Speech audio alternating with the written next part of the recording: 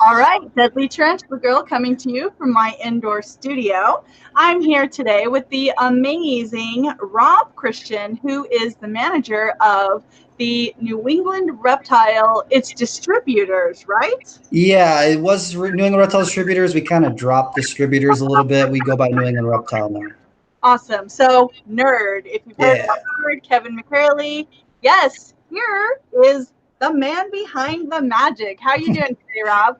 doing pretty good. Doing pretty good. Good day. So, I know for a fact that you've been working with Herp since you were a little kid. Tell us kind of how you got started and your origin story. So my mom actually started out keeping tarantulas before I was even born.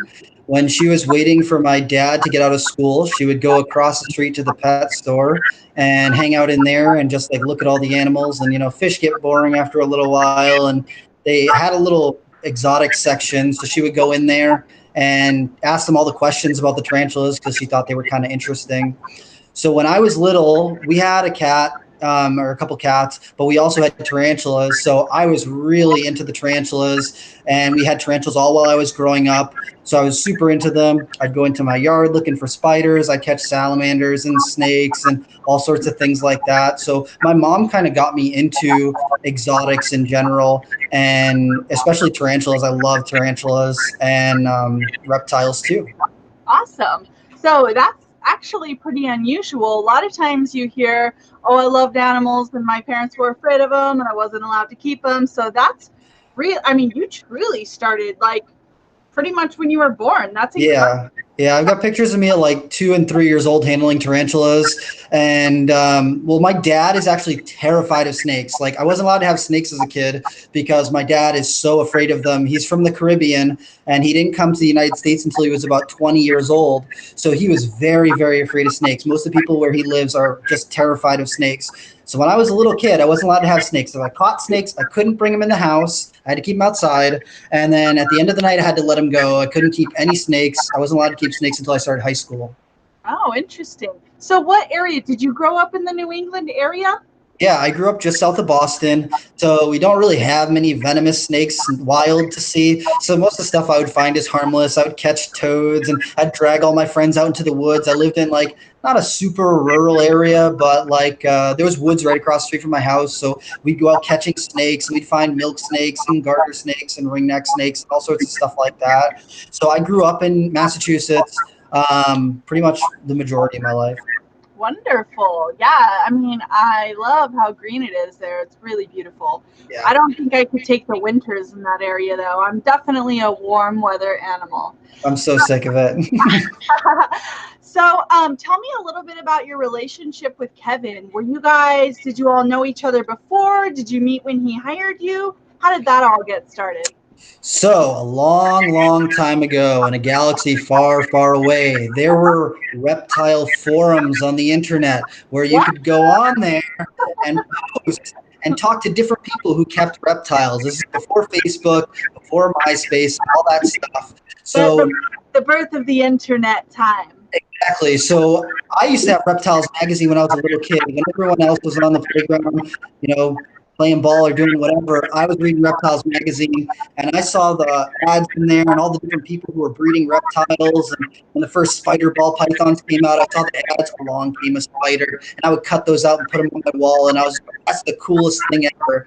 So when they premiered in one of their ads that they had a forum, an internet forum, and I got the internet at my house, I was like, I got to get on there. I got to talk to all these people who have got reptiles because I can only have like a couple of things here and there. I wasn't allowed to have most of the things I wanted. So I would just get on there and just read everything that people were posting, see all the different things that Nerd was working with, and get into that. So I met Kevin through there, and one of his exes who used to work here, Kara Glasgow, she worked, or sorry, Kara Norris now. She works with blood pythons, and back then I was into blood pythons just like I am now, and short-tail pythons. So I started talking to her on there and talking to Kevin because he was into bloods too a lot. And I was just like, I love blood pythons. I need to learn more about them. You guys are doing it. You're close enough where I could maybe come visit you guys and see what's going on. So I didn't get to start coming up to Nerd until probably 2006 2006-ish. Probably around 2006 is when I first started coming up to Nerd, 2007, that-ish area. And I met Kevin for the first time then, and it's so funny because a lot of people are like, oh, well, you got to talk to about snakes and this and that and the other thing. And when I came up here, Kara had told him that I play guitar. So he was like, oh, you play guitar? Grabs one of his guitars off the wall. I was like, here, play something. And I'm sitting there in front of the evil morph god himself, and I'm sitting there sweating going, oh, what am I going to do to impress this guy? So that was the first time I ever met Kevin.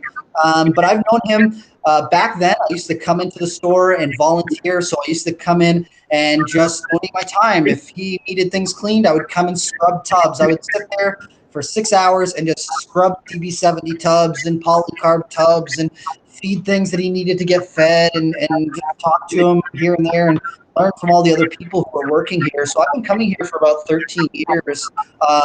Was that before he built the new facility, or was that at his big facility? Right after he built the new facility, yeah. Cool. Yeah, it was pretty cool. And just getting to learn some of the things from all the people who work here and all the people who are doing it. You know, when I was a kid, this is what I wanted to do.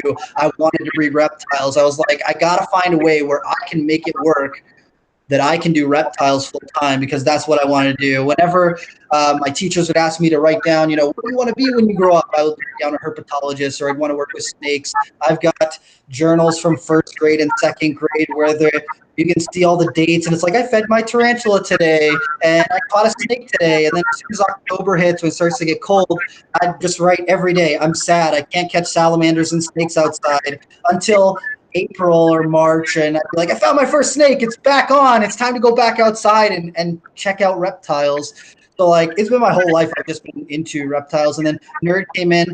I mean, I saw Nerd and the things that they were doing when I was younger, but I didn't get a chance to check it out until I was in my teens and like early 20s. So I didn't know that you were a musician. So of course, I'm thinking tarantulas. Rewind really quick. Obviously, you've grown up with tarantulas. You love and appreciate tarantulas. I have to know, what is your favorite genus or species, and what, if any, you've reproduced? My favorite genus is Poecilotheria. I've got a big my first tattoo was a Poecilotheria right down my arm, and I love all the Poecilotherias. Cephusca are my favorite, and it really bums me out that they just got restricted, so you can't really transport them across state lines. I've bred a few different species. Honestly, breeding tarantulas has never been super high on my priority list. I just really enjoy them. When I was younger, I just would stress thinking about where to put all the babies, and wasn't as interwoven into the community as I am now, where now if I produce an egg sac, I can just find some place to sell them to, and I can wholesale them and whatnot. But growing up, I wasn't super interested in breeding. But when I was 6 years old, so 1995, I had happened to get a pair of Avicularia pink-toe tarantulas, and back then it was just like, oh, how to keep tarantulas book. That's all the information that you got, and so I happened to get a male who matured, and I had a female who was a mature female, and so I called my local zoo, and I was like, hey, I've got these tarantulas. I know that one's a boy, one's a girl. I don't know how to breed them. I want to try to do it, so how do I do it? And they were like, wait, you've got a pair of adult tarantulas? You know that one's a boy, one's a girl. And I'm like, yes, I do. You know, my mom's calling them, talking to them on the phone. And so they were like, can we send out some photographers and film it? So we had our local send some National Geographic photographers to our house. They set up a big thing in our living room with lights and all this different stuff, and there's zoom lenses, and we set up a little display in the middle of the room to watch them breed. And they basically, all the information that they had read was that, oh, as soon as the tarantulas are done breeding, the female's going to eat the male. She's going to kill him. She's going to cannibalize him. So as they're going through and mating, they're getting their zoom lenses. They're like, we want to see the fangs go right through the top of him. We want to get the nice close-up. And, you know, most people who keep tarantulas know that most of the Avicularia, they're not too keen on eating the males. Right. So they're super zoomed in. They're like sitting there with all their cameras and their lights and everything. And the second that the tarantulas are done breeding, they scatter off in different directions. So the guys are sitting there on their cameras. All they see is tarantulas and then no tarantulas. They freak out, knock their cameras over, knock the lights over in our living room. They're freaking out. and me and my mom are trying to just wrangle the spiders so they don't fall off the table. It was so funny, like just seeing how afraid they were, because it was, people didn't know back then. They just had no idea. Right. Wow, that's incredible. Yeah, breeding tarantulas in the early 90s were definitely pioneering. I mean, even now we're still learning a lot of things, which is why I love to film breeding and reproduction videos of tarantulas, because, it is a pretty delicate process. You really have to kind of learn their little micro behaviors of, you just don't know. And I tend to supervise most breedings with tongs. Obviously I want to preserve my males so he can continue breeding. But of course, once he had his ultimate molt, his life, I mean, that's his purpose. That's his life. And that's a tough thing, because going from people who work with reptiles to people who work with spiders, when you work with spiders, you know that your male, once he hits maturity, he's got not a whole lot of time left. And I feel like a lot of people who keep snakes just don't understand, like, reptiles, they don't get it. They just think that, oh, why'd that tarantula die? And it's like, well, that he made his purpose. He bred, he did his thing, and they really only live a short period of time after they reach their mature molt for males. So I think that's just like a divide. And what I found is I use a chopstick for intervening in the breeding. So what I'll do is, if the female's looking like she's flaring her chelicerae, I'll stick the chopstick down directly in the middle, right between her chelicerae. So if she moves forward, she hits that and it blocks her, as opposed to the other things that I've tried. I've tried tongs, and this, that, and the other thing. Yeah, I just use a long pair of tongs and kind of just put them in there, exactly like you do with the chopstick. Yep. Very cool, awesome. So are you all keeping inverts very much over at Nerd? We have some inverts, not a ton. We've got some mature female Poecilotheria metallica females, big females. We've got green bottle blue female. We got a few things. We have, I don't even remember what they changed the Latin to. They used to be Thrigopus psychedelicus. It's like Hapothalamus davmus or something, or like that now. We got one of those, and baboon, and a couple other things here and there. I personally keep about 60 tarantulas or 70 tarantulas right now. Do you focus on Poecilotheria mostly? Yeah, I've got almost every species of Poecilotheria. I have also a few other odds and ends. I tend to like a lot of old world stuff, but my favorite new world are Avicularia miniatures. So I've got a bunch of those. I love them. They're just so cool. I like things with patterning and color. So if it's got pattern, I dig it. Awesome. I want to thank, we've got couple of people in the chat here. We've got Ramiro, Richard Wolf, Diego Villa, Arachnatomy PT, Northwest Constrictors UK. They're kind of saying hi, Rob, and hi. So you guys are awesome. If you have any questions for Rob, go ahead and type those in the chat. So that's really incredible that one of your parents actually got you into it. And obviously, although your dad was afraid, he didn't hold you back from your passion. You were still allowed, he still let you go out and catch the snakes and kind of trusted your judgment. So that's really awesome. Yeah, he helped me build some of my first racks for my snakes. So he's definitely been cheering me on. Even though he's afraid of the snakes, he's definitely encouraged me to go after the things that I want. That's really awesome. So I'm wondering, obviously your livelihood, your professional and your personal life all revolve around animal care. So I was wondering about your family. I think you have a little one and a wife, and also your educational background. Did you get any formal education in biology, or is this all hands-on stuff that you've learned through the years? Most of the stuff that I've learned has been hands-on, talking to people, researching, reading books, reaching out to people, working with people who are more experienced than I am. I did go to college briefly for biology and business management, but honestly, I'm not a good university student. I just have too much ADD going on. I have a tough time focusing, and they make you take a lot of classes that don't involve the things that you're interested in, and I just have a really hard time focusing on those sort of things. So, So as a teacher, I can tell you, you're a project-based style learner, not a traditional learner, and that's yeah, awesome.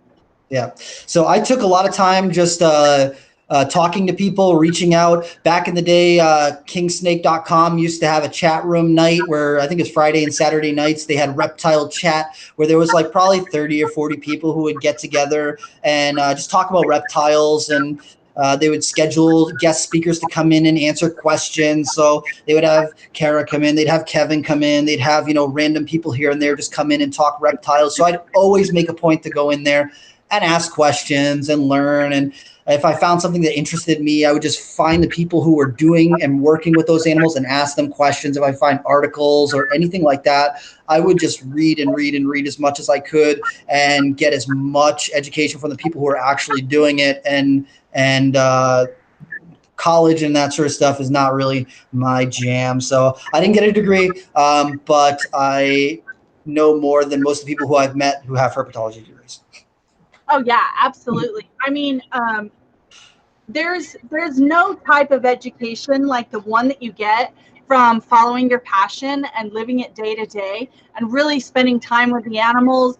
I mean, watching them grow, feeding them, reproducing them. It's really amazing. I mean, I have, professionals and vets who consult with me sometimes because Yep. they know I have more experience with a specific type of animal or, day to day that I'm working with it. And, maybe that's not an animal they're as familiar with. And I know a lot of people who have studied entomology or herpetology, but if they're not living it day to day, college education, Yeah. obviously I'm an educator and I have a master's degree and I believe in education, but I also personally, luckily education's moving more toward diverse learners and project-based style where you're actually like, you have a question and you figure out the answer, that type of teaching and learning, Yeah. because that's actual learning versus regurgitating facts and recording them in a notebook. That stuff is not so important.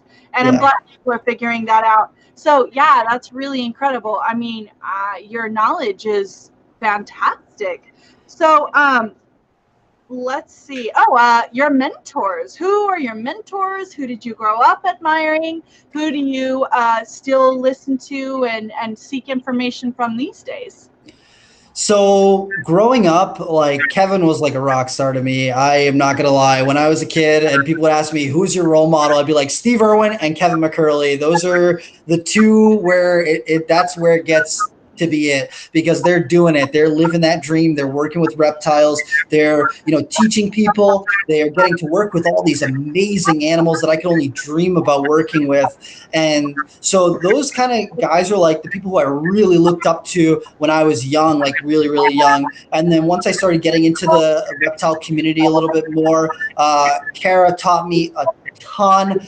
Big shout out to Kara with blood pythons. Ryan, her husband, amazing. Keith McPeak, just pioneers, people who are doing it before pretty much anyone else were doing it, and really putting the work in to do the projects because they care about these animals. They have a passion for these animals, and when you talk to them, you know that they care more about that animal than anything else, and they just want to see it do well. They want to bring out the most potential that they can for that animal. And so getting to meet some of the people in the community and talk to some of the different people, seeing Bill Haas work with venomous stuff on TV, seeing Steve Irwin work with stuff, it was just like so impressive to me that these guys had such a way of working with these animals that you just don't see. You don't see people doing that, and it wasn't about like hype as much. It's about teaching people, and I don't know. That's the sort of things that impress me.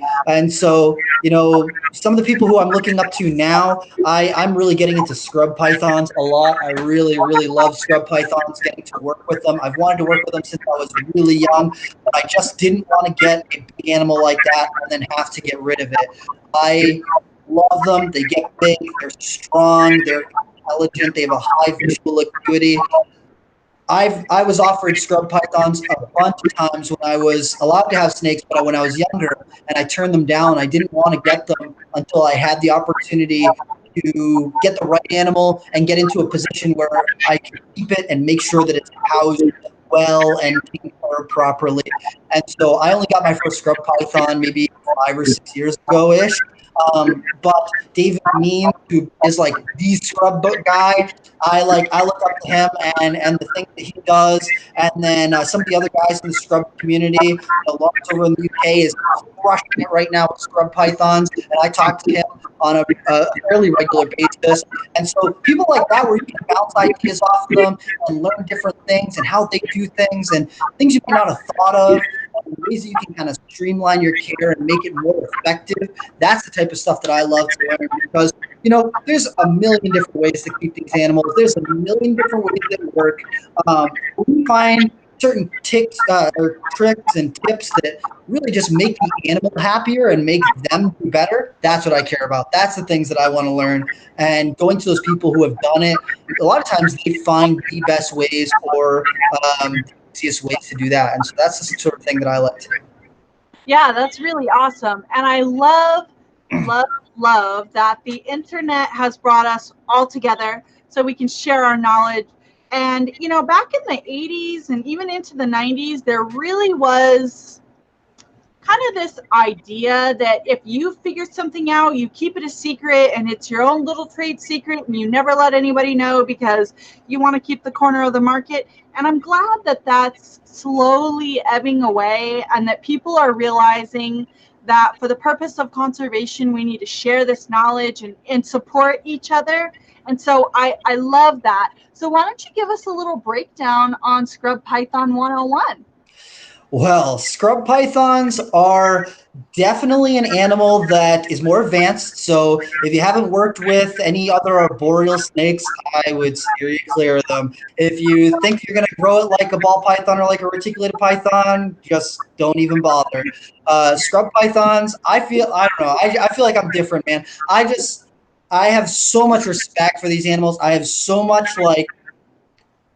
I don't even know how to describe it. They're just a different type of animal. They're an animal that needs a little bit of a more slow routine as far as feeding goes compared to how people, slam the food to them, feed them every 5 days, every 3 days.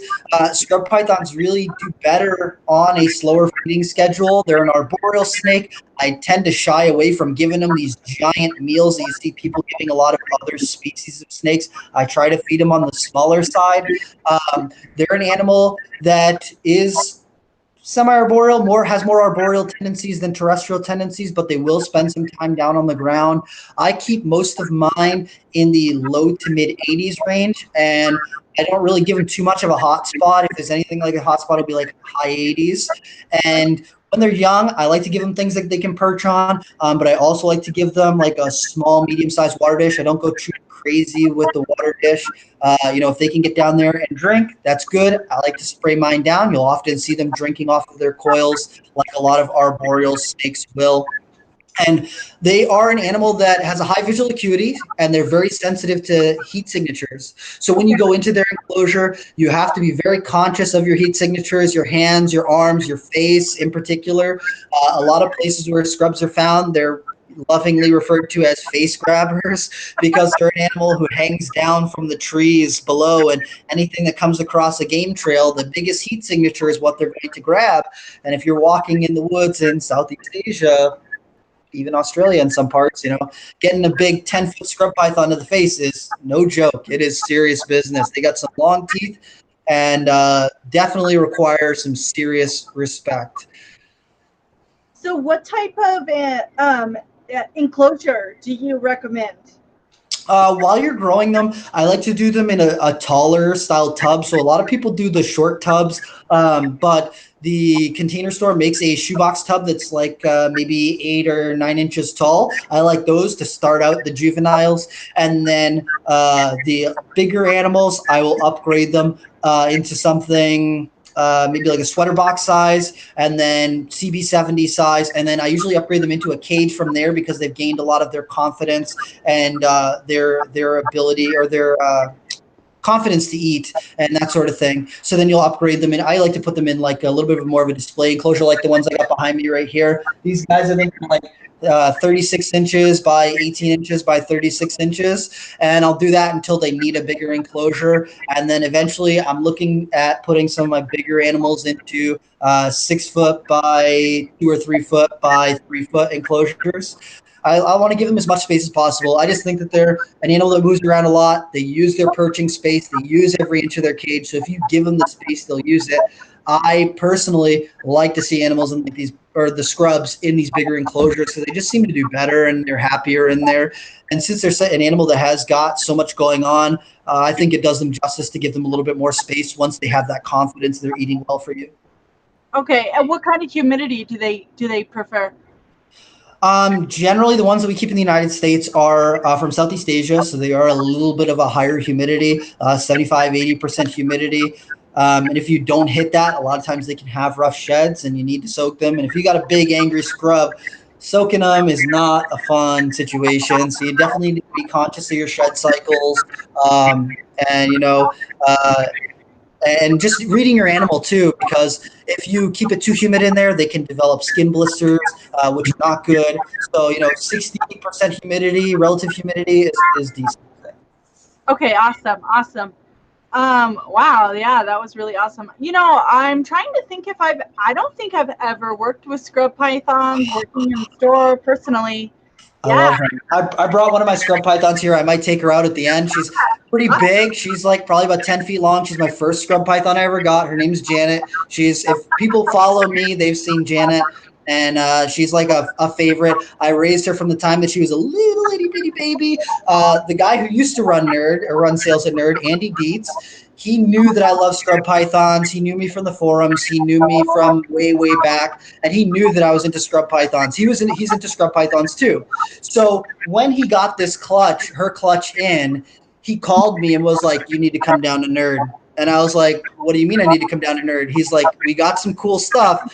Just get down here." And I was like, "Okay, cool." I made a little day trip. I came down, and he's like, "Go check out the animals that are over in the bins down at the bottom of the rack over there." And I pull them out, and they're like these little baby barneck scrub pythons. And I was like, "Are you kidding me right now? These are little baby scrub pythons." He's like, "We just got a whole clutch of Prada barneck scrub pythons. Check them out." And I'm just sitting there like a kid in a candy shop, pulling out these scrub pythons, looking at them, just like, these things are the coolest. They're so awesome. They're like little tiny babies, and half of them are biting the heck out of me. And I'm just like sitting there, just like loving every second of it. They're so, so cool. And I was like, "Dude, you gotta sell me one. You can't have let me come all the way down here and not sell me one. I need to get one. This is the time." I had a house. I had space where I could set up a big enclosure when she gets bigger. I need one. I got to get it. And so we worked out a situation. I picked out the one I wanted, and it's just my favorite snake. She's just so cool. I put a lot of work into handling her from the time that she was little. She only ever bit me once, and completely my fault. There was a dark room. I, basically whacked her when I was trying to grab a door handle. I didn't realize where she was sitting. Quick defensive bite. That's the only time she's ever bitten me. And she's super laid back. When I get people who come to visit and they want to see a big scrub python, I'll pull her right out. I don't even need a hook to take her out. She'll sit right with you. She's not head shy. She's just like my favorite snake. I adore her. And going back to the care, I really only fed her once every 2 to 3 weeks when I was raising her. So when I would go into the enclosure, when I was going into, do cage maintenance or to handle her, she wasn't expecting food. These animals that you feed every 5 days, when you open that cage, they're expecting food every time. And so when I was raising her, I made it a point to open the cage a bunch of times and just take her out. Just handle her. Just make sure that when I go in there, she's not expecting that food. She doesn't have that immediate food response. If there's rodents in the room, don't get me wrong, she will slam whatever's warm that comes in there. But if you are just going in there to handle her, I don't even need a hook. I usually take my hat, I give her a little bit of a touch just so that she knows that I'm picking her up, and I just scoop her right up. She'll come right out, wraps right onto my arm, and she's just great. I've got my headphones on right now, so I'm not going to pull out right now, but maybe once we get a little bit further in, I'll take her out, because she's a handful. She's about 10 feet long, so she'll wrap up all the cords and all that stuff. Oh, that's awesome. So, have you worked with breeding and reproducing them at all? I have not. This is kind of like the spider thing where I love them, but I don't really have. It's. I'd like to breed them, but it's not like something I need to do. I am just as happy keeping them and keeping them healthy and happy in captivity as I am with reproducing them. The one that I am would like to breed, that's kind of become my bucket list goal thing to do, is Similia tracii, the Halmahera scrub python, which has only been bred in captivity one time. In 2018 was the first time that it's been bred in captivity, and it was by the Oklahoma City Zoo. They produced a clutch of them, and they're the only people ever in captivity to have bred them and successfully reproduced them in captivity. So I just got a small group of Tracy I don't want to jinx myself, but my group are doing well right now. I know a couple other keepers in the United States, Josh Swetzel, Stephen Cush, who have also got some as well. But a few of us are working on raising some to breed them. And I'm really hoping that we can do it because that would be super cool to be some of the first people in the private sector to breed them in captivity because they've never been bred besides Oklahoma City Zoo. So, are you in touch with any of the curators there, and are they being forthcoming with any knowledge about maybe what they have done? I haven't even reached out to them yet. I know a few of the zookeepers there, and a few people who are friends with the zookeepers there, and they said that they were more than happy to get me some information on how they did things and all the behind the scenes stuff in there. Honestly, right now, I'm not rushing it. I've Yeah. got time. My female's good size. She could probably breed this upcoming year. My male is a little bit small. I'm not trying to rush it. These are a species that's actually super, super prone to stress. And most of the people I speak to who have kept them previously, they're like, they'll do fine for 6 months, a year, 2 years, and then one day you'll come in there and they just drop dead for no reason. So I'm not getting ahead of myself. I'm not going, I'm going to be the first guy to breed them because I have no expectation of that. I would love to try my hand at breeding them. I would love to see Steve or Josh or any of the other guys who are working with them. I would love to see them reproduce them. Lawrence over in the UK just got some too. I would love to see him produce them. And I'm not really too pressed on it. If it happens, it happens. If it doesn't happen, I'm just as happy if they stay alive and do well in my care. That's what I care about. And they're just like a super cool snake to me. Very secretive, very shy, and just a very unique snake to work with. I love them. Wow, that's incredible. Awesome. So, yeah, so that takes care of probably the rarest animal you own and maybe your bucket list animal at the same time. One of my bucket lists, yeah. What would you say? No holds barred, money, time, the laws, anything. What's your big bucket list animal to keep? Azemiops fea, Fees viper. It's a Chinese viper from Southeast Asia. It's a fossorial species. They're a cold temp species, so you have to keep them below 80 degrees. There's very few people who have kept them alive in captivity. I know that Brian Greg Fry had some briefly. I know that Al Critz, Viper Keeper, had some briefly. And then Mike Vesio right now has got some and has bred them, which like blows my mind. That's my absolute dream species.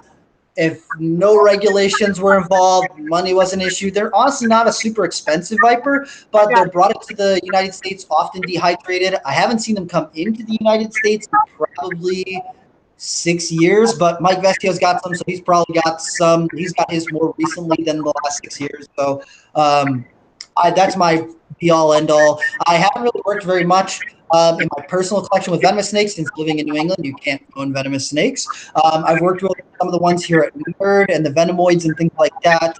But venomous snakes are really something I would like to do. Not cobras. I really don't find cobras very entertaining. I really love viper species, so I like rhinoceros vipers. I really love what's the other ones? Copperheads. I love Trans-Pecos copperheads. They're like one of my favorite venomous snakes. They're so beautiful. I would love to keep some of those. The rhino vipers, the feast vipers. If I could get some death adders, I love death adders. They're super cool and interesting to me. But I mean, most of the things that I've really, really, really wanted to keep, I've gotten the opportunity to keep or to work with at least. And so that's been like really cool to me. The only things that really are on my bucket list that I really, really need are venomous stuff. And unless I move someplace where they're legal, probably not going to be able to happen. Well, that's really awesome. I personally, some of my favorite vipers are, I like rattlesnakes, I like sidewinders, but the Schlegeli and the Pope's vipers, they're just, gosh, so beautiful. I mean, they look like a work of art. They're just incredible. I also like copperheads a lot. I mean, Yeah.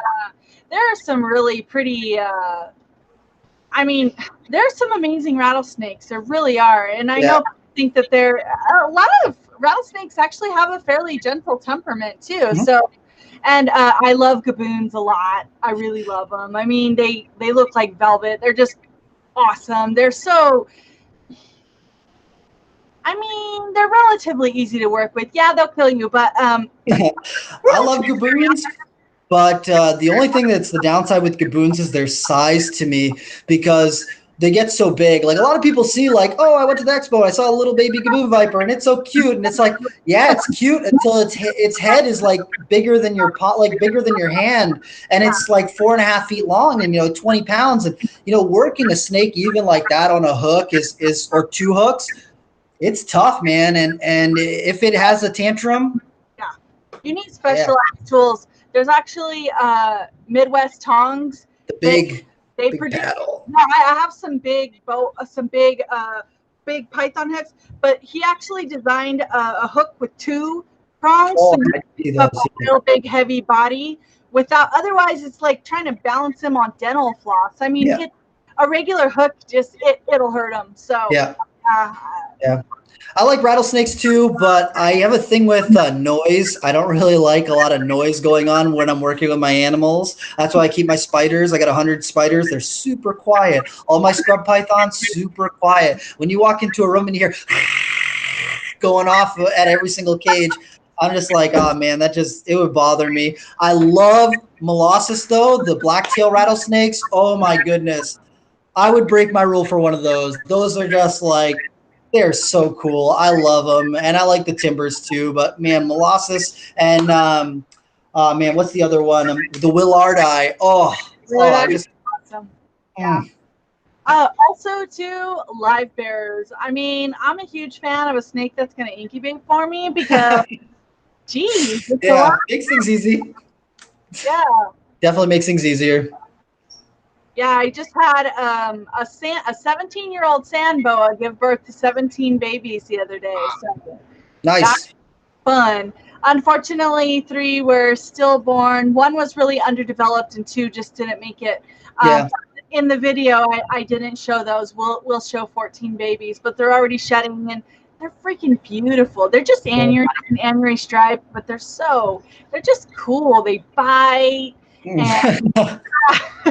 I just bred some Amazon tree boas last year. I love Amazon tree boas. I bred 2 litters of Amazons last year, and they're so cool, man. I'm not, usually it's like a divide. If people like pythons, they are like, yeah, egg layers, that's it. And then if you keep boas, it's like, no, I only do live bearers, and that's it.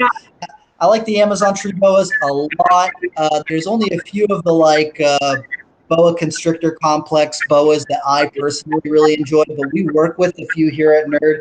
We've got some Suriname boas. We've got some boa constrictor occidentalis, the Argentine boas, and we have a few other species of the Amarali, the Bolivian boas, and things like that.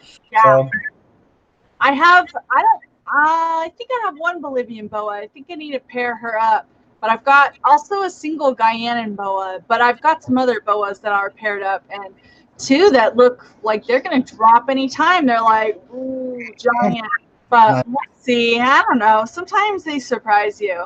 But yeah, I'm really weird that I kind of like it all. I love monitors. Let's talk about the work you guys are doing with monitors? Yeah, so we do a lot of work with monitors. We've been breeding water monitors at New England Reptile for about 17 or 18 years now. So we're getting like several generations deep into the captive breeding of water monitors. We've seen 1, 2, 3, 4, 5 generations and more into these animals. So, we're hatching these babies out. We're working with them from the time that they hatch out of the egg. We're socializing them, we handle them. We have people in there every single day going through changing waters, making sure they get a little bit of interaction time and working with each of the water monitors. So the animals that we produce here are uniquely like pretty laid back, and I've seen a couple other people here and there that have got pretty laid back, individual animals, but the babies that we produce here are fresh out of the egg, just like laid back. They climb right up onto your hands. The toughest part when you're doing waters is getting them to stay in their enclosure because they all just like climb out. They want to hang out with you. They want to be touched and pet. And it's just like, it's very weird experience, especially if you've had experience working with like wild caught monitors or lots and lots of wild caught monitors where they're just terrified of you. Having these water monitors that just like come up and want to climb onto you and tongue flicking and curious and nodding their head and checking out what's going on. It's really, really cool. So yeah, you guys are getting a lot of attention right now for kind of some of the behavior training that you guys are doing with monitors. Tell me, so I would say it's practice based, basically interacting with the animals more. That there's several generations into captivity. Other than that, is there any particular secret or skill that you guys are using? I mean, Kevin is the evil morph god, and he's been doing this a long time. He has certain ways that he works with these animals that, just other people can't do. And working with those animals and the way that he does his techniques and, the way that we work with them here, it works with positive threads, positive reinforcement. We don't go out of our way to, throttle them. If they're freaking out, let them have their little freak out, come back, and then see where they're at, and just kind of try not to push them too far, because you really can do more damage than good if you push them and make them do things that they don't want to do. So a lot of our babies, if they are more shy, we'll take babies who are more confident and house them with the babies who are more shy, and they'll see that, hey, why is this other monitor getting to come out and to get fed and get all these little perks and all these little things? I want that too.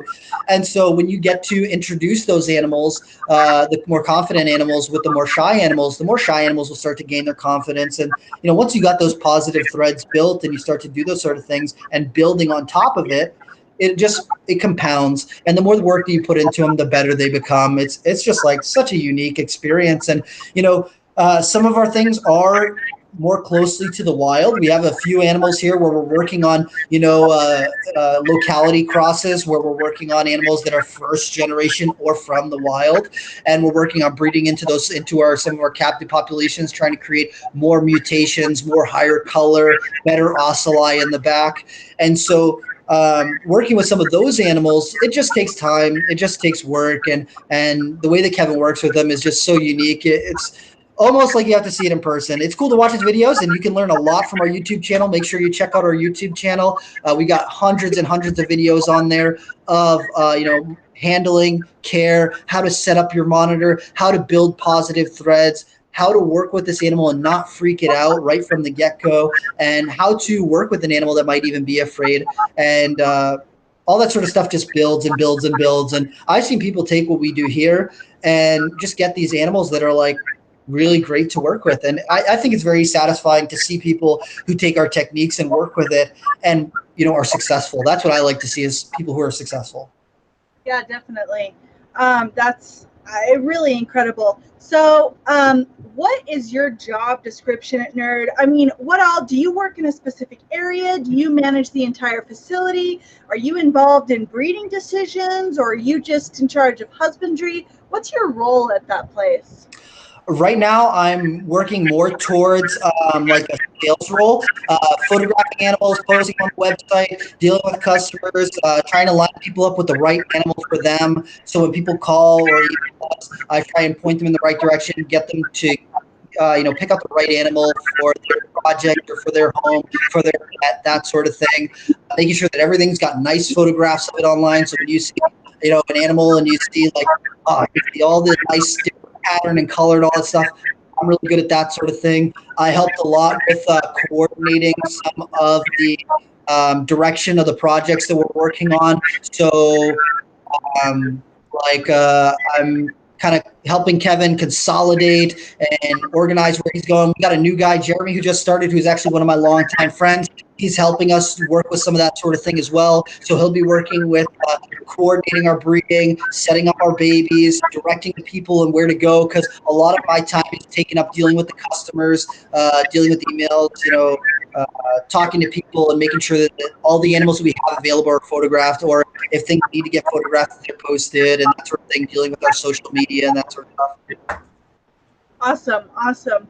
Well, so you're the PR guy, and that's a huge job because New England Reptiles is very well known, and so I know a lot of people, know Nerd, they know Kevin, and I have one monitor that came from Kevin way. I don't know, he's like 5 years old or something, and he's just awesome. And if I tell people he's from Nerd, they know exactly who that is.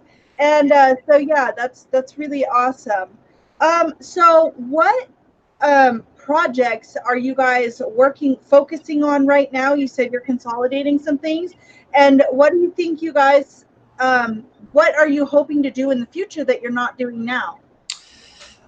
Some of the things that we're doing as far as consolidation goes is we're actually cutting back on some of our ball python production. We have a lot of ball pythons, and we produce some really cool ball pythons. But me and Jeremy recently went through and a lot of our, single gene females and just, het females and things like that. We're getting rid of all that stuff. We've got so many females that we're raising up from our last couple seasons that are just starting to get up to breeding size, who can replace these other females who have got 3, 4, 5 genes, a couple different recessives, consolidating, making sure that the right projects are in the right areas, and that we can pair direct males and we can kind of like target each and everything that we're doing as far as ball pythons go. Same thing that we're doing with reticulated pythons. We are going to be selling some of our big breeding females, single gene, lavender, albino females, and stuff like that, and using some of the females that we're raising up that are 2 and 3 and 4 gene females to replace some of those females. We're just trying to basically consolidate, make sure that we're producing the coolest stuff, because that's what we're known for, is just producing the weirdest, craziest, different things that you've seen, and just trying to do that and making sure that we've got that under lock, because that's what Kevin's known for. He's known for producing these crazy out there things that just are really weird looking. I actually have a couple clutches of ball pythons that just hatched out. So let me see if I can, I don't know if the color is going to pop up on this really well, but we hatched out some really crazy stuff right here. This is from our bubblegum line and our earthquake line stuff. So we've got these like really just crazy looking ball pythons that we're hatching out right now. And we just hatched out some scaleless ball pythons. Kevin is super excited about his scaleless project and all the different scaleless things that he's hatching out. We hatched out some blue-eyed leucistic scaleless animals. We hatched out some super pastel scaleless, some enchies. We got some clown projects and all sorts of stuff like that. So Kevin is super psyched about those animals and some of the things that we're doing with those. See, I don't know if you can see some of the stuff that's in there, but pretty neat little clutch there. And then I brought a little clown clutch over here too that's got like some EMG stuff. So really just super interesting. I'm really geeked out about this clutch. I love the clown morph. So these guys are just super cool. The EMG gene, I hadn't heard of that one yet. That's one of Kevin's pet projects that he's been working on the last couple of years. Honestly, Kevin stopped updating World of Ball Python and a bunch of those other websites on the new things that he's doing because it's just hard to keep on top of. There's so many different things that we're hatching out here. EMG does some really funky stuff with the patterning, brightens up the color a little bit, intensifies some things, gives some weird head stamps on these animals. There's like, I don't know, let me see if I can get this one's head stamp on there. This one's got like a kind of a funky, weird head. Even for a clown, it's got kind of a weird looking head on it. And some of the other ones in that clutch are just really, really funky. And so a lot of that stuff that Kevin's been working with, he just hasn't updated really. We got some projects like the Odium project, the Malum project, the EMG project. Those are all brand new things that we haven't really done too much to hype up or talk about really. We're still just breeding it into different things, seeing how it comes out. And when we do the Tinley Park show in October, we're going to premiere some of that stuff. We're going to bring some really cool new morph things that we're going to be hatching out this year, and kind of premiering some of that stuff. I'm really excited to do that. Awesome. I know the Malum gene's pretty hot. People are talking about it. It's awesome. Yeah, really, really cool. Okay, so I have to ask you, for the record, can you tell people what you think about the spider gene, please? I personally love the spider gene. I know a lot of people are butthurt about it, but those people who are butthurt about it are not talking about every other kind of morph that is just as bad, if not worse. Super cinnamons get duckbills. Jaguar carpet pythons are way worse in every way than spider ball pythons. The scoria boas have a head wobble, which people are not generally talking about. There's a bunch of different things that people just don't talk about. The zebra carpet pythons often hatch out with a tail that's developed into a knot. So sometimes they'll lose the end of their tail because it kind of hatches out into a knot. Sometimes it will unknot itself, but sometimes it doesn't. But people don't talk about those sort of things. I think people are just afraid to talk about those sort of things. I understand that the shows over in Europe are, kind of cracking down on that sort of thing. If they're going to do it across the board, whatever, they're going to do it. That's fine for them. It personally doesn't bother me over here in the United States.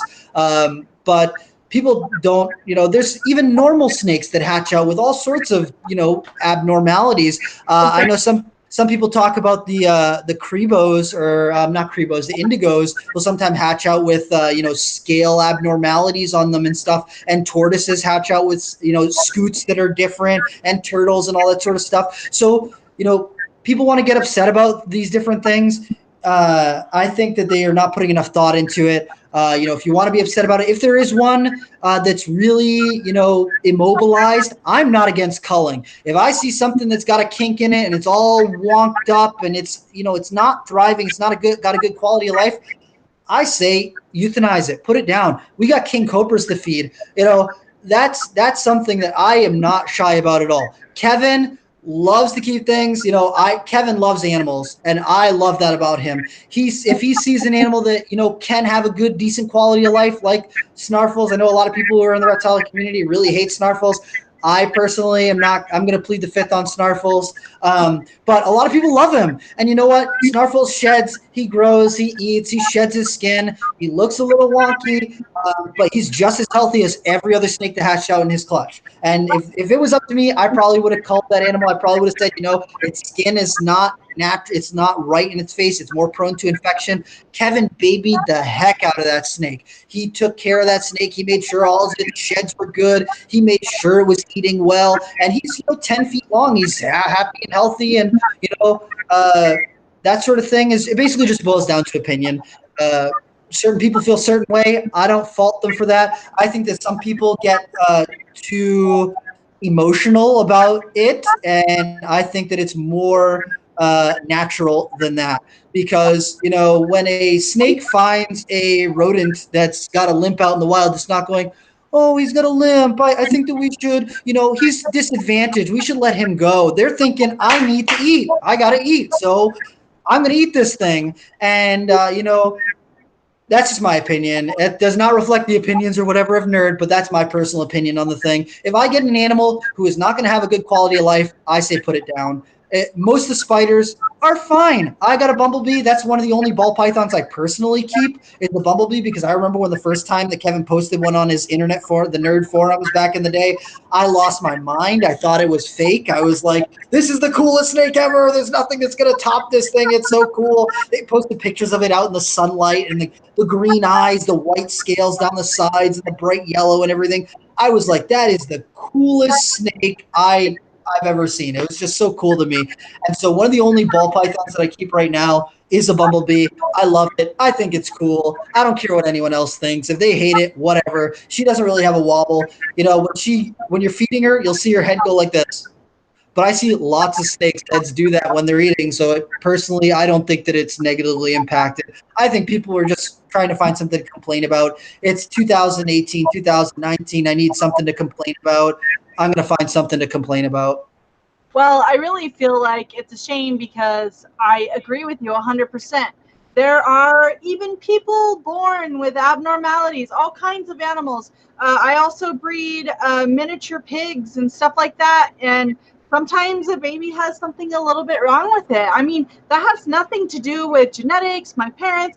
It's nature. It's science. It occurred. Exactly. I have, some snakes that have minor issues that have normal quality of life. I won't breed them, but I keep them, I raise them up, I grow them. But I have quite a few ball pythons that have the spider gene in it somewhere that are perfectly fine. Yeah. I have boas that kind of stargaze. I mean, there wasn't close line breeding. It's for no reason other than it occurs sometimes. Yeah. And so I think what happened was a couple of doofuses who didn't know what's what made some YouTube videos about it, and a million other people who didn't really know what's what jumped on the bandwagon and went, oh no, this is such a terrible thing and we all need to rally against it. And it really got blown out of proportion, and that aggravates me. But I feel like I loved the video that Kevin did as a rebuttal. I agree. Of course, I've spoken about it and asked I've probably interviewed 10 people and asked them, I asked Oz about it, people who know. And most of them agree that, yes, can the spider have problems? It sure can. So can anything else. Yeah. And that it really, really just got blown out of proportion. All right, so I have to ask you, what are your thoughts on rack systems versus naturalistic enclosures? I think it depends on what you're keeping, Okay. personally. I know that I was more big in the blood python community, helping teach people and that sort of thing. I didn't breed a whole ton of blood pythons, but I'm really, really passionate about blood pythons and short tails. I used to help direct people to all the different resources where you can get to learn things about blood pythons. I used to be posting in the forums all the time. And I think that blood pythons are an animal and short tail pythons are an animal that you are not going to do bioactive for. They just don't do well in it. Or let me rephrase that. They can do well in a bioactive enclosure, but you need to give them a 10-foot enclosure that's 6 feet wide and 8 feet tall, because the amount of urine that they produce, the amount of when they go to the bathroom, they only go to the bathroom once every couple months. And when they do that, it's going to be a huge volume of it for your microfauna. It's just not applicable. There's just animals where it doesn't work. And I think that people need to be okay with that. I think that people need to come to the realization that, yeah, there's some animals where it works great. I think that a lot of gecko species you can do awesome bioactive setups for. Dart frogs go crazy. They do way better in a bioactive enclosure. There's lots of things that do great in that sort of thing.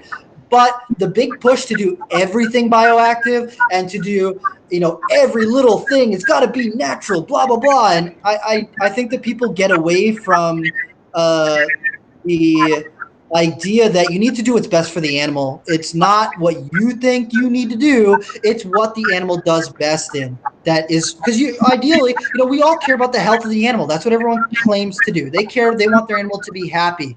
But if you're doing something that is counterproductive to the animal's happiness, to the animal's success in your care, I think that people just get off the rails with it. And it's funny because for a couple of years there, people were like, no substrate. You got to keep everything on paper towels. Impaction. Everybody gets all scared to crap about that sort of stuff. And especially like I stay really far away from the bearded dragon community because the bearded dragon mommies and daddies who think that you have to keep them on tile and paper towel and this, that, and the other thing. I can't get in arguments with them because they think that they're doing the best thing for their animal. And I know a lot of people in Australia who, guess what? They're finding bearded dragons not on paper towel. They're not on slate tile.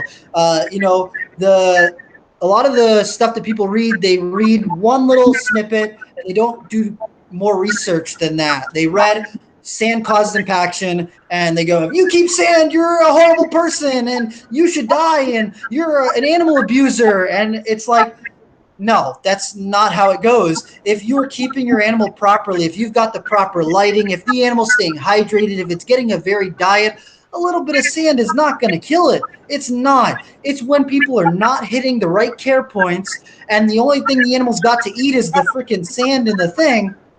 What do you think's going to happen? Like, that's all it boils down to. And a lot of people just, they come from an era, like the new keepers. I love some of the keepers who I got new people who are coming in all the time to our store. I love getting people into reptiles, but I get a lot of people who are care sheet kings and queens who read one care sheet and now they're the expert on keeping these animals. They've never bred one. They've kept 2 of them and they know everything. Don't listen to anything that this guy over here said. He's only bred them 150 times. No. I read a care sheet. It said that if you do it this way, you're an animal abuser. And it's like these people are so high up who think that they've done it all when really all they've done is like a half a care sheet of research. And you can't have any real conversation with them because they think they're right. They're not open to suggestion. When I was learning things, when I was doing my research, I read the article in Reptiles magazine that so-and-so posted about the animal, but then I went and read 10 other articles and talked to 16 other people who keep them. And I asked them, hey, does this thing work for you? Does this thing work for you? You start to find the things that work. And then it also varies depending on where you're at because, stuff that worked for me in New England is probably not going to be the same thing that worked for somebody down in Florida or somebody who is living out in California. It's all going to be different. The general care requirements are going to be similar, but the way that I specifically do it in my care might not work for you in your care. There's certain things that work. There's certain things that don't. And you kind of got to be I think it's Eugene Bissett, a student of the serpent. You got to look at your animals. You got to learn from your animals and how they're interacting, how they're moving, how they're reacting to your care routine. Because I've kept Borneo short-tailed pythons and blood pythons for a long time, and I've raised animals in same exact tub, same exact age. I'm feeding them the same exact rodent, the same exact size, and I get some that are growing super long and they're not falling out. And then I've got some that are little fat sausages and they're not really getting longer. So if I'm going by my need to feed them every 10 days routine, one of my babies is going to be fat and obese and the other one's just going to stay thin. But they're the same exact species. They're the same exact care. But you got to read your animals. If your animal's staying thin and slender and getting longer, you might have to up your feeding routine. If your animal's short and fat and you're feeding it the same as you're feeding all your other guys, maybe you got to slim it back. You kind of got to learn from your animals. And I think that's where people get away from it. They think, well, I read the care sheet that says you feed them every 5 days. So you feed them every 5 days. And they don't pay any attention to what their actual animal's doing. And I think that's a disservice to the animals. Oh, yeah, I totally agree. I interviewed an amazing chameleon guy last night. His name's Bill Strand. He has a chameleon podcast. Oh, yeah.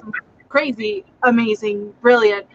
But he said we talked about care, and of course chameleon care is very delicate. Yes. He said something interesting. He said, of course you have your internet warriors that so and so told me, and so yeah. But he said, back in the day, 80s, 90s. We had very limited access to information. You'd have to go to the library. There was one book, blah, blah, blah. So we were constantly trying to find information. We were all separated, so we weren't a tight community because, us reptile keepers are spread all over the place. If you met someone, that's great. Listen to them, talk to them. But he said now, obviously, we're flooded with information. So he said we've had to go from information gatherers to now we have to compile information. So if one person said this, don't listen to them, talk to 10 other people. If you read one thing, great, absorb it, read 10 other things. He said, and then so compile and then filter. And then, as you've said, learn from your animal. And like you said, even animals within the same species, within the same environment, vary. They vary a lot. Yeah. Yeah, I think that that's something that people need to get over or get into, because I get a lot of people who come into our store on the weekends. I work in our retail store. I help people, a lot of families, find their first pet snake and kind of hook them up with the right animal for them. And I get a lot of people who are very, very like super hyper concerned. I got my snake home. It hasn't eaten for a couple of days. What do I do? And I'm like, look, I understand that like Wednesday is the day that you get out of work early, so you want to stop by the pet store and get a rodent and feed it on Wednesdays. But guess what? Your snake doesn't have a calendar. It's not going, oh, it's Wednesday, it's feeding day. If it's in a shed cycle, if it's not feeling right, if it's not feeling safe, there's different things that you can look at and figure out what's actually going on with the animal. And then they're not on a schedule. They're not a human. They're not us. Like they're different.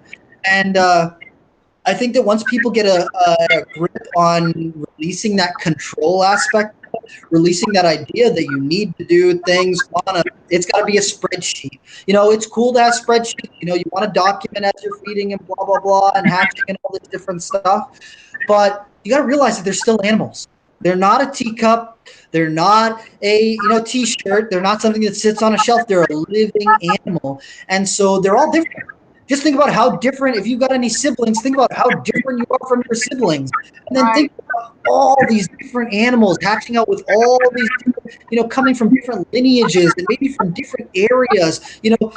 There might be an island where this snake is collected from, but they might have been collected from 10 miles apart from one another. They might be from very different, unique microclimates. And so you kind of have to be you have to be above that. Do your research, learn what you can, talk to people who you can, but still, you got to look at your animals and know your animals and see what they're doing if you really want to be successful.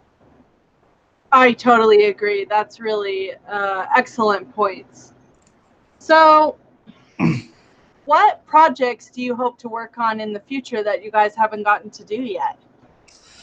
For Nerd, I am super, super excited about, let's see, some of our monitor projects that we're working on. We're breeding our black dragons into our albinos. So we got some eggs incubating right now from that. So black dragon albino is a solid white water monitor. It's going to be, I think that's going to be super cool. We're raising up a few het sulfur black dragons. So the high yellow in contrast with the really dark black. I don't know what that's going to do. I think it's going to be cool. We're raising up some of those. I'm super excited about that project. We have a brand new water monitor. Well, not brand new. It's been with us for a while. We haven't really posted much about it, kind of keeping it under wraps until we get a little bit more established going on with it. But we have an ivory monitor. It's like a white water monitor. That I think we posted a couple pictures when we first got it in, but we've gone out of our way to kind of just leave it alone and kind of let it acclimate into captivity. And it's doing really well right now. So I'm excited about getting that animal into our breeding projects, seeing what we can do with that animal and working with that. I'm super. What's that? What species is that ivory? Salvatore. It's a Asian water monitor. I'm just talking about Asian water monitors right now. But the next project I'm really excited about is crocodile monitors. I personally, I have a huge amount of respect for crocodile monitors. I don't like getting my hands too close to them, but I think they're super cool. We just got some infernal eggs from one of our female croc monitors, which is like big because we haven't gotten even our females to lay in a few years now. So I'm tweaking little things with their care and with how we're working with our croc monitors, really, really hoping that we can be successful in getting some good eggs out of our croc monitors, because there's only been a handful of people who have bred them in the United States in the last 10 years. And I think that'll just be really cool to hatch out some little baby dinosaurs with those guys. I think that'll be really cool. What are you doing with your crocs that you're trying to get them to lay? Can you reveal that? I don't know. There's enough people there's not enough people who are working with them where, I mean, I'm not going to let the cat out of the bagel with them. Even people who are pairing them up, if you want to do it, you can do it. I'm working with a lot heavier cooling than we had been doing previously, cooling cycle with them. And then also I'm giving them a lay chamber. Before, we know our Asian water monitors, we give them pretty spacious enclosures, but we give them a deep layer of substrate, and they just kind of dig into their substrate and deposit their eggs in there when they're comfortable with it. Where the Croc monitors, I think you have to give them a separate lay chamber for them to be successful. And it's still got deep substrate in there. We use a little bit different substrate than I'm using with the rest of the enclosure. And as soon as I put it into her enclosure, she immediately was checking it out and using it and digging it in, exploring it, that sort of thing. So I'm thinking that if you give them a big enough lay chamber, if you cycle them properly with the decent temp drops on them, I think we're going to start to see people be more successful with them. I would love to see people be more successful with crocodile monitors because, I mean, crocodile monitors, I have a tumultuous relationship with them because I have a huge amount of respect for their teeth, and I don't want to end up on the business end of their teeth. So I try and stay as hands off with them as I can. When I'm feeding them, I always make sure I use tongs. I try not to get too close to spook them. They probably are one of the only animals that makes me kind of nervous working with them. I mean, I can work with them. Don't get me wrong. I am, confident. I handle them, blah, blah, blah, that sort of stuff. But they're the only sort of animal where when I'm working at them, it's constantly re-rolling, tendon slices and deep gashes and all this stuff. And I personally I am not super keen on. I don't want to be buddies with them. I'm very content to let them be a monitor in their big enclosure. So I have to ask, how cool are you going and for how long? I've been doing nighttime temp drops on them. Previously, we were letting them get pretty cold, into the low 70s even the high 60s at certain points, short periods of time. But still letting them get up to their 110, 120 basking temperature during the daytime.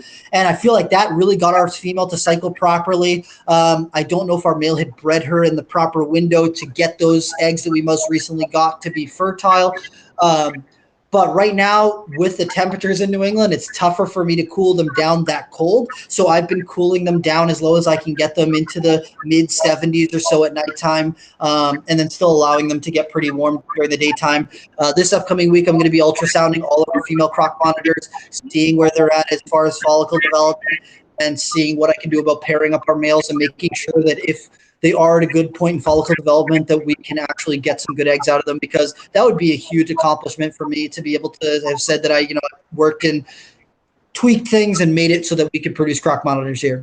So do you supervise their breeding very carefully? Do you temporarily let them cohabitate? What do you guys do? They cohabitate.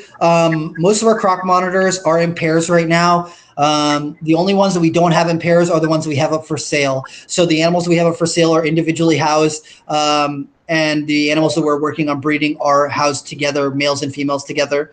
And we got pretty spacious enclosures for them. I think the enclosure that we've got are big pairing that laid our infertile eggs. It's like a 12-foot long enclosure or 13-foot long enclosure by 8 feet wide by 10 feet tall or 8 feet tall. So it's a really big enclosure, lots of room for them to climb in there. The big lay chamber in there as well.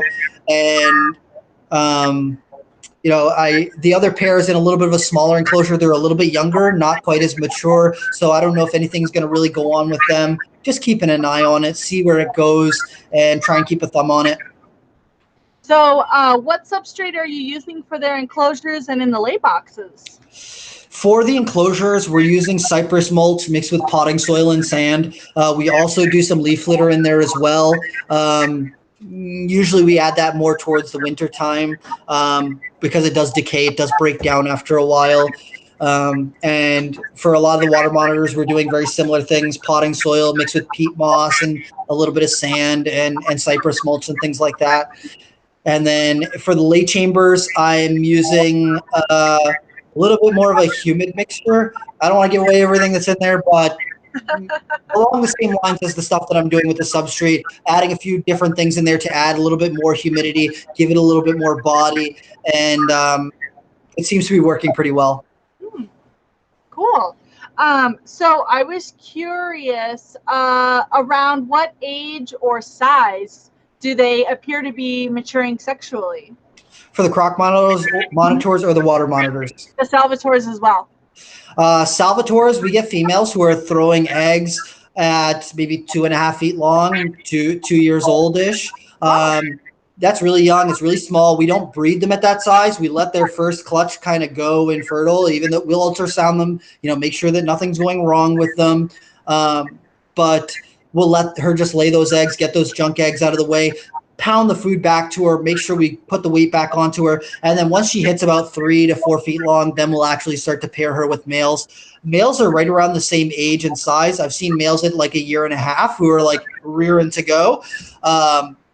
But usually we let our males get a little bit, our females get a little bit bigger. We want our females to have good size on them. We don't want to make our males too big, because if you make your males too big, during the courting process, it can be very hard on the females. The water monitors do something called raking, where they'll take their claws and they'll drag them down the female's back and on the sides while they're copulating. And if you make your male too big, if his claws are too big, he can actually cut through her skin. So we don't try to make our males too big anymore. At one point, we were growing our males pretty big, and we found out the hard way, the males, don't make them that big. It's not good for your females, especially when it takes a long time to get a female to be a large size. So we kind of keep our males on the smaller side now. We prefer to breed them on the smaller side. And then our females, we breed, females, our biggest female is maybe 6 feet long, but our average female that's breeding is maybe 4.5 to 5 feet long. So, what signs do they show when the males hit sexual maturity? Do they show any specific signs? Sometimes they will avert their hemipenes when they smell females around. They'll scent around when they smell females, but just size. You can see when the hemipenes actually start to develop. You can see from the outside of the monitor. If you hold them up and then elevate the tail, the male's hemipenes will drop below the level of the tail. And once they start to develop in size, usually that's when we start to pair them. People are complimenting your plugs. Yeah, that's my favorite thing about me is my big ears. I love them. They're 1.5 inches. Yeah, those are. I was saying you have some beautiful tattoos as well. Yeah, my whole arm right here is pretty much spiders and arachnids. I've got a arrow-shaped microthena right there. It looks like it might come out a little bit bright, but arrow-shaped microthena. I got a crab spider, a Thomisidae crab spider right there. I've got huntsman spiders from arachnophobia on the back of my arm there. Delana cancerites. I've got a brown recluse right there, so that when people come into the store and they're like, I think I found a brown recluse, I'm like, did it look like this? No, it wasn't a brown recluse. I got a skeleton leg tarantula right there, Ephebopus marinus, emperor scorpion right there, and then I got a male eastern black widow right there. Wow. Yeah, and I just started on my chest. It's nice. Yeah. What do you have on your chest so far? I just put a barneck scrub python because I love them so much. I literally just got tattooed a couple days ago, but big barneck scrub python right there. That is beautiful. Do you have a specific tattooist? Those are incredible. The ones on my arm were done by one of my friends, Warren Mancini. He's out of Maine. He did almost everything on my arm except for this up here. This was done by a guy who I think tattoos in Rhode Island now, Lawrence DeGuisto. And then I got a Borneo short tail tattoo on the inside of my arm right here by Jason Chapman, who's the guy I worked with. I ran a reptile facility up in Maine for him before I came here to Nerd. And then the one on my chest is done by my buddy Audie, who actually I met through Nerd, and he keeps water monitors and all sorts of cool other snakes too. So it's really cool that he does snakes and tattoos. Yeah, that scrub python is incredible. Beautiful. I love it. Love it. Give a quick little shout out to Hank, our new intern, who's really awesome. He just got a Smith eye tattooed on the back of his calf, and it looks really beautiful. So, Hank, I know you're touring with your band right now, but I hope you're listening. Nice. That's awesome. Yeah, he's a really cool guy. He'll be in some of our videos coming up. So, oh, man, what was next? I was going to ask you something really exciting, and it just evaded me. I don't know. We were talking about the water monitors, though. Croc monitors, usually they're maturing at like 3 to 4 years old, a little bit older than the water monitors are. They definitely require a more tender touch when you're introducing them. Like I said, their teeth are serious business, and if they do bite each other, they can cause a lot of damage. And so you definitely have to monitor them very closely. Ha ha. But they definitely require a little bit more of a keen eye to see what they're doing. And then ultrasound definitely saves us so much time. We ultrasound our water monitors to know, and all our monitors really, to know when they're cycling. If you introduce a male when your female is not cycling, when she's not producing follicles, a lot of times the females will react very violently and they'll bite your males. They'll go after your males. They will not tolerate them in their space. So you definitely have to work on when you're pairing things, making sure that your female and your male are receptive. They are so intelligent. They all have their own personalities. So some of them just don't get along with each other. They just don't like each other. They're like, nope, stay out of my cage. Don't come near me. Don't touch me. If you touch me, I'll flip out. And if they do touch them, they flip out. And, it definitely just takes some looking at them, writing down records, who gets along with who, which genes you want to put with which ones. But it definitely will kind of railroad your breeding project if you raise up two animals and then they don't get along. It definitely is not. It's tough. It's very tough. Yeah, it is. And people need to remember that these are living animals with their own minds and personalities. They're not just a product. They're not just merchandise. Like you said, it's not a t-shirt. It's not a hat.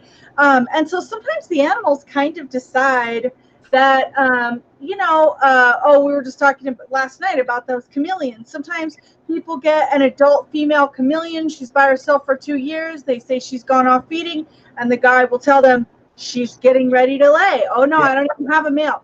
She can retain sperm for years.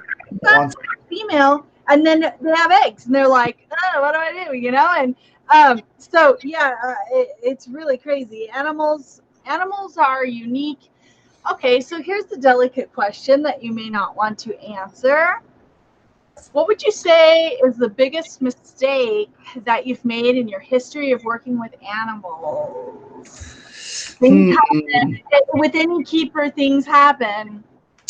I think that my biggest mistake has been spreading myself too thin, getting into too many different things all at the same time. I think that if you can have a focus and have something that you are, invested in, I think that is the best way to do it. Because if you spread yourself into a billion different things that have a billion different care requirements and a billion different things that you got to do, there's only so many hours in the day, especially where, when you're working and doing all your other things and trying to have a life and all that sort of stuff. I think that has been my biggest thing, is just getting into too many different things. I love so many different kinds of reptiles.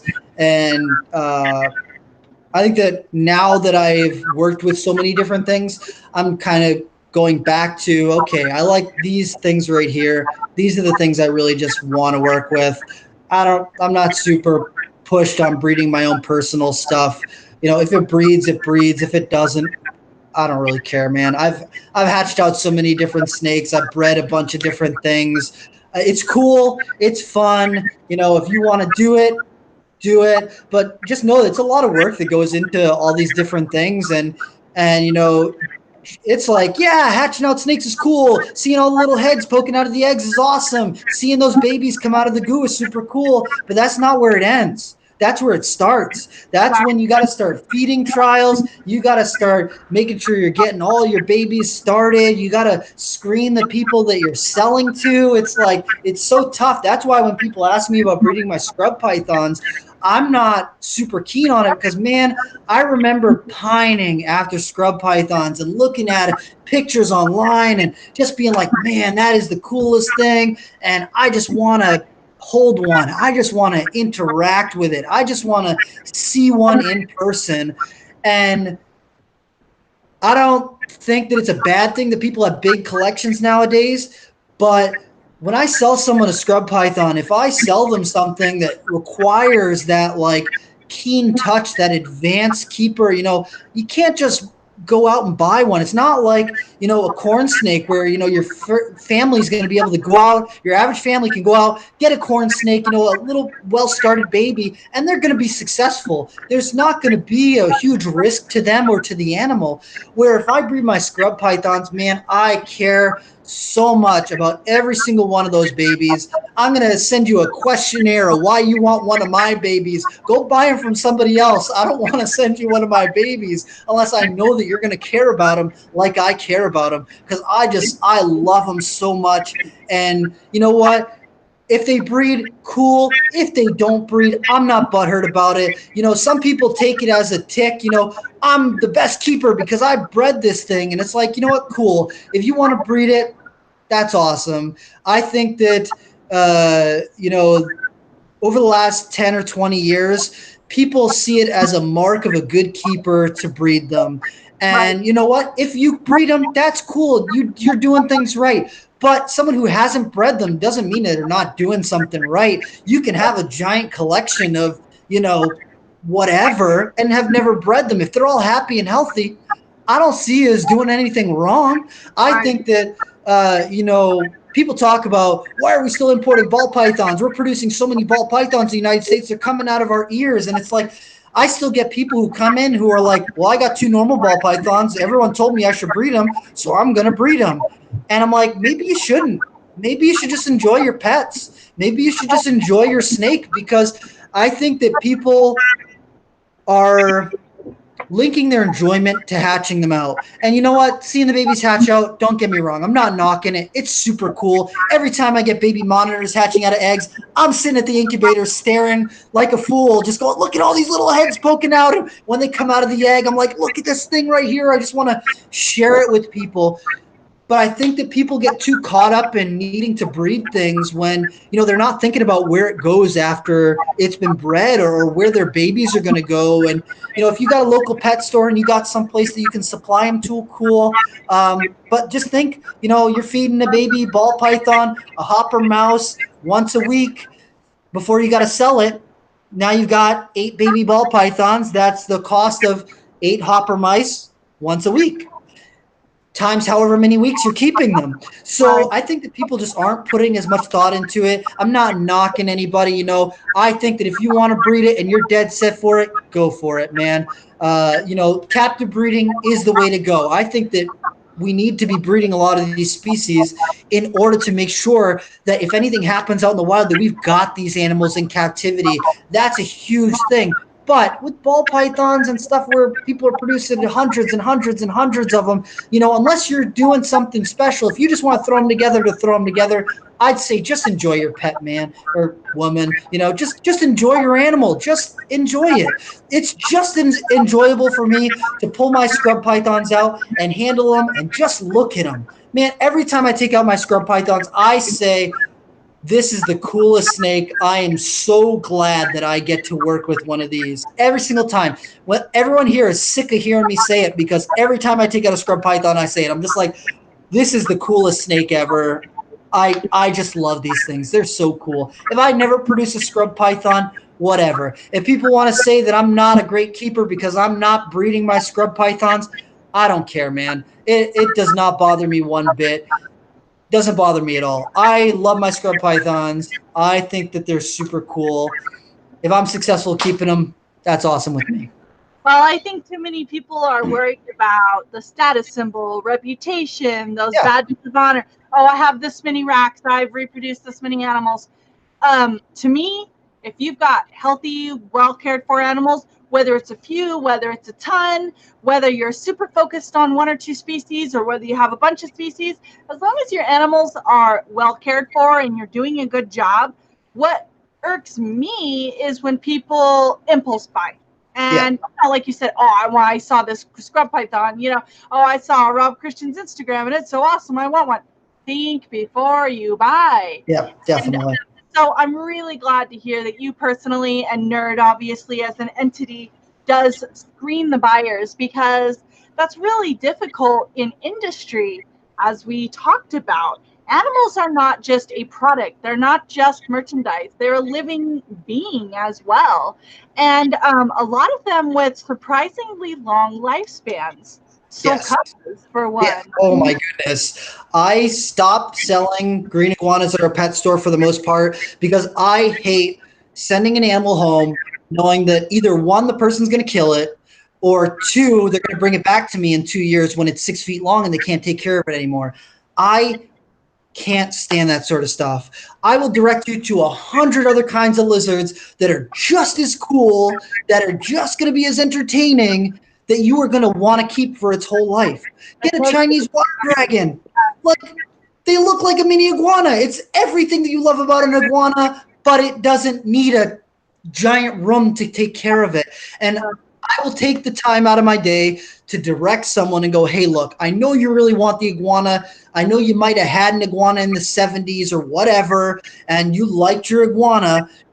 But unless you're like a die-hard iguana person, you should get something else. I have no problem directing people in a way away from something that I don't think they'll be successful with, because I think that if people are going to be successful with their animal, they're going to enjoy it way more. No one wants to come back in 2 years and say, "Hey, man, I bought this iguana from you. I love it a lot, but I can't take care of it anymore. It's just too big. It tail whips me. It's got sharp claws. It bites sometimes. I just can't take care of it anymore."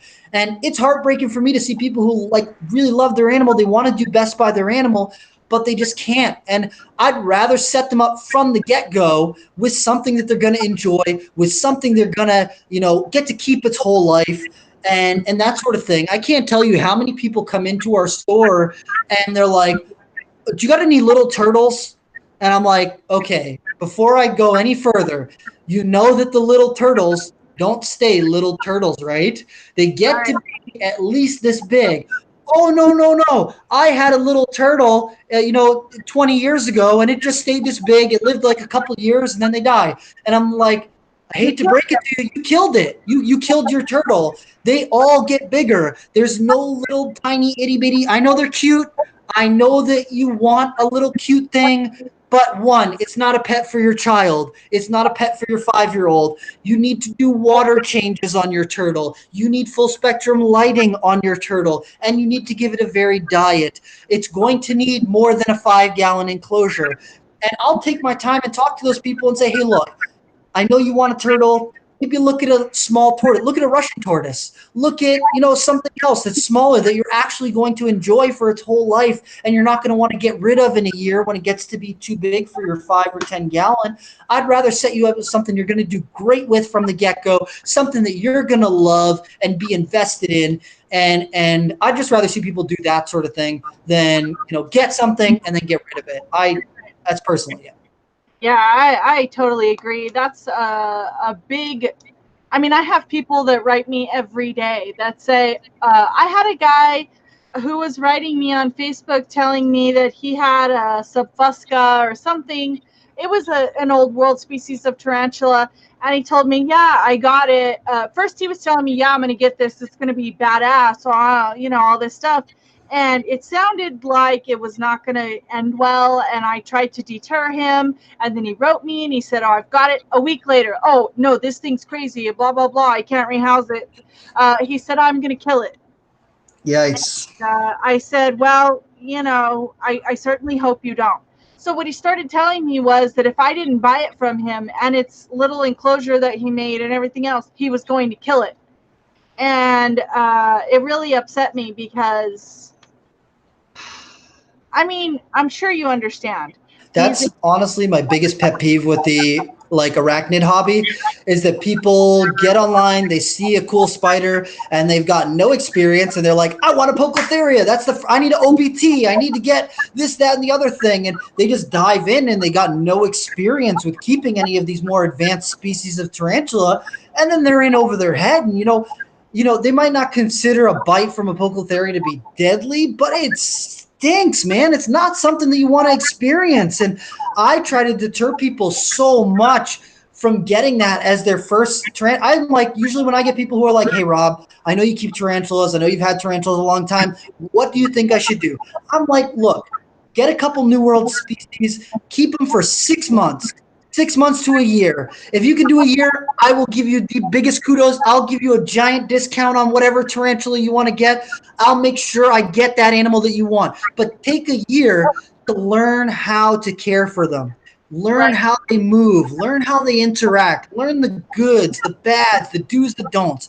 Learn those sort of things before you get an OBT or a Poecilotheria or, any of these advanced species, any of these old world species. Do your research. That's my biggest pet peeve with the arachnid hobby. I love and hate it at the same time because I love that I can get Poecilotheria and I love that I can get some of those things, but I really hate seeing someone who they've got a rose hair and then their next tarantula is a regalis. And I'm like, no, that's not how you're supposed to do things. If you end up getting bit, it makes us all look bad, for one. Two, you're going to be in a world of hurt, and you're going to be left with a negative experience with these animals. And that's not what I want. And unfortunately, a lot of times the animals get killed when they get flung across the room or stomped on or neglected to death because the people are so afraid of them, they never open the lid to water them or whatever. And of anyone's fault, it's definitely not the animals. Definitely not. Yeah. Yeah, and it's just tough because working at the pet store here, we're kind of regionally known as being the reptile place. So a lot of people bring in their animals when they can't take care of them anymore here, or when they need to get rid of them or sell them or whatever. And I see so many animals that are just so poorly cared for. It is really, really tough because these people I got it for my kid. I got a leopard gecko for my kid, and I thought they were taking care of it. And I'm like, how old's your kid? They're like 6 years old. I'm like, no, you are the one that's supposed to be taking care of this animal. They're going to look at it and, pet it once in a while, but you need to be taking care of this animal. And I get animals brought in on a fairly regular basis where they've got metabolic bone disease, they've got infections, they've got mites, and all these different things. And it's like, I wish you had just taken the time to go, you know what, maybe it's not right for me right now. Or it's my kid's pet. I am going to take care of it. I need to learn how to take care of it so that I know when it's looking bad. Like literally today, we had a bearded dragon brought into our store and it's got metabolic bone disease. Its arms are all turned in. Its jaws are rubbery. Its back is like an M. It curves in where the spine is and then it goes up on the sides. It's just like such a sad thing to see these animals like that. And it's like you can only do so much for them. And if the person had done a little bit of research, if they had, dug a little bit deeper, they could have saved that animal. They could have saved it, going through all this suffering. And it's just a bummer. Yeah, it is. It really is. Luckily, though, there are a ton of people who love their animals and do a great job. And so, and that's why we put YouTube videos out so we can teach people about how to take care of their animals. And that's something that we're really getting into is trying to do these care videos and a lot of people who are out there, putting out this good information on, where do I start? Where are the things that look wrong? What do I do if this goes wrong? Is this natural? Is this something that I should be worried about? And just being able to look those things up, I think, is a huge, huge resource for people that is right at their fingertips. Yeah, definitely. So speaking of which, I wanted to ask you about the YouTube channel that you guys are doing. Tell me what your goal is and what you guys are working on.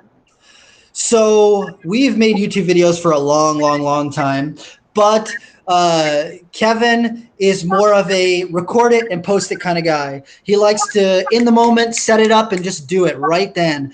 And we're like, Kevin, if we put a little bit of oomph into this, if we put a little production value into this, we can make this something that people really come to enjoy and like. People love our information. Kevin makes awesome videos. He's got so much useful information in there. But our new tech guy, Donnie, who's someone who worked with Nerd a long time ago, worked someplace else and then actually came back to Nerd recently.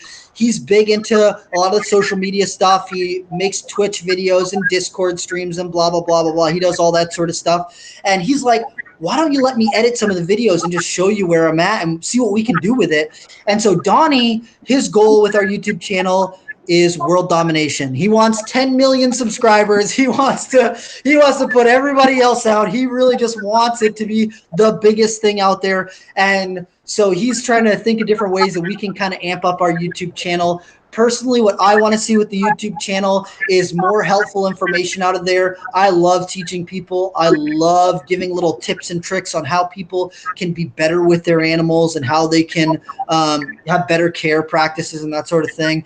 And getting new people into reptiles is something I kind of specialize in. And Kevin just loves sharing the animals that he works with here. So with the three of us combined, I think we can do something cool with it. When Donnie took over our YouTube channel, it was at maybe 27,000 followers. When I first started doing sales at Nerd, it was at 25,000 followers. And right now, I think we're sitting, I have no idea. I think we're over 30,000 or over, I don't know. I'm in a competition with Donnie, though, that I'm going to beat him in Instagram followers. I run most of the Instagram stuff. Me and Kevin run most of the Instagram stuff. So I'm trying to get more Instagram followers than he has YouTube followers. So we're trying to gun it from there, because when I took over the Instagram, we had 10,000 Instagram followers. Right now we're over 30,000. I think we're 33,000 or something Instagram followers.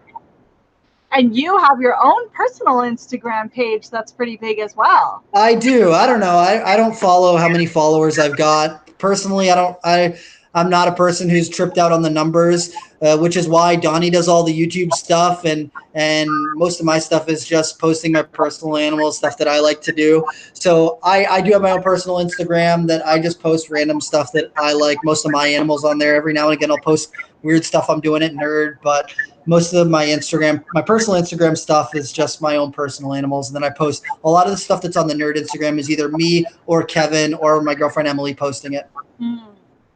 All right. So I've kept you on here like forever, and I feel like we could just hang out and talk all night, but I'd hate to keep you.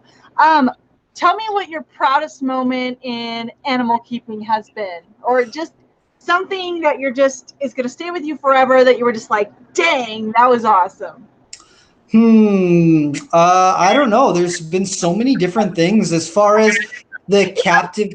It's so epic. I can't choose just one. Well, it's weird because like working at Nerd, there's something different happening every single day. Pulling Caiman eggs is super cool. Getting to work with reticulated pythons and seeing them maternally incubate their eggs, which is something that I pushed for this year. I pushed and I was like, Kevin, we got to let one of our females maternally incubate her eggs. I think it's going to be super cool. When those babies are hatching out and their little heads are sticking out, I think that's going to make for some really cool content.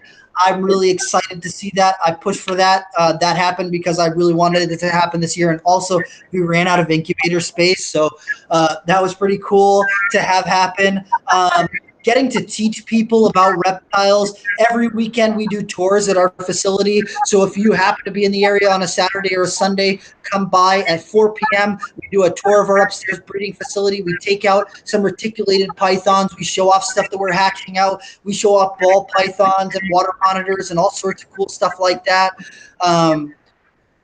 All these different things. I don't know. There's so many cool different things. One of the biggest things that stuck out in my reptile career as something that I'm always going to remember. It's not even something that happened in captivity. It was something that I found out in the wild. My dad is from the Caribbean. He comes from an island called Dominica, and it's like an 8-mile long island. It's really tiny.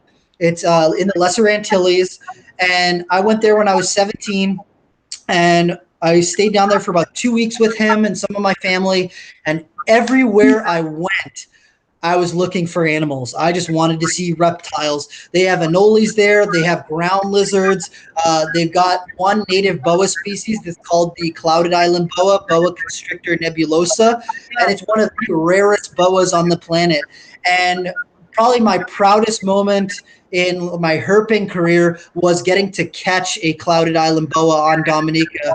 It was the day before I was scheduled to leave. I was 17 years old. We had gone down to the beach with my dad, my uncle, my cousins, and a couple other people, and I'm bummed out. I only found 1 or 2 other snakes on the trip. They were Antilles racers, which are like a small, quick colibrid that lives down there. I'd found lots of lizards, but the clouded island boa had eluded me.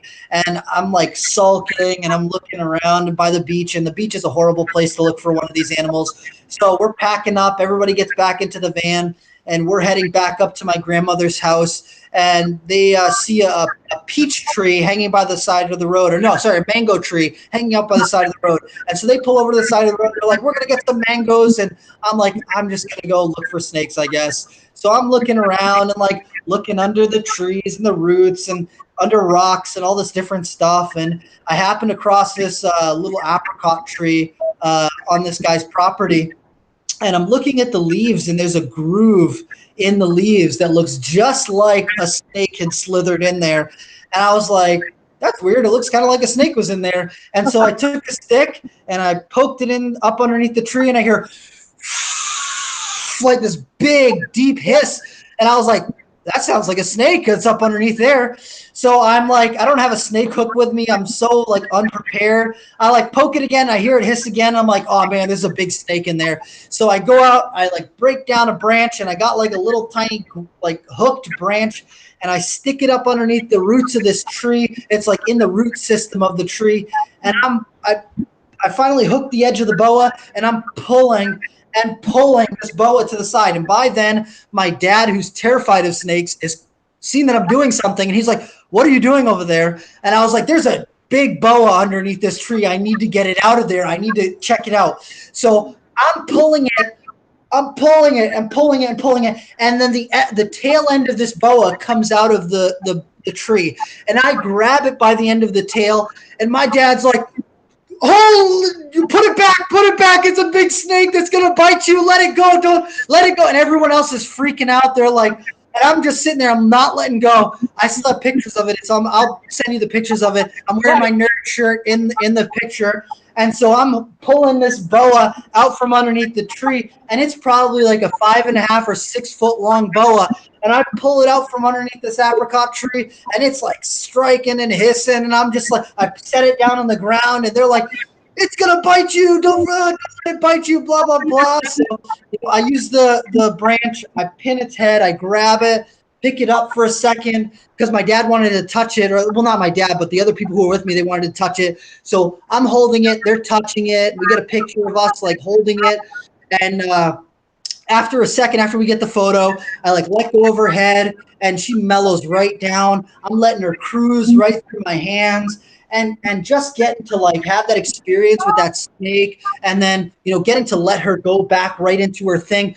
The guy who owned the property had come down because he saw a bunch of people standing out in the field in the middle of nowhere, just standing in his field. So he comes out there and he sees this giant snake, and he's like, "Whoa, that's a big snake!" And I was like, "Hey, look, I know that a lot of people on the island are afraid of snakes.